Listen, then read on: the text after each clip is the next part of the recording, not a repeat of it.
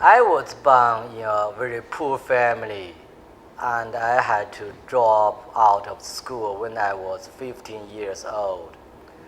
I didn't want to give up and I need to change my life in that time, so I went so far away from hometown to Dongguan with a passionate heart in 1995. At the beginning, I was a tour trainee and then worked as a bench work for tour making for 4 years. I started to learn tour design and engineering by myself in my spare time and successfully become a more designer and a project manager.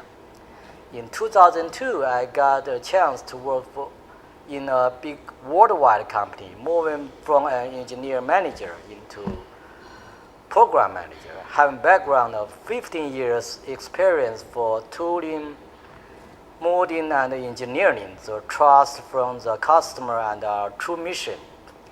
I make the decision to establish Immetech in year of the 2009.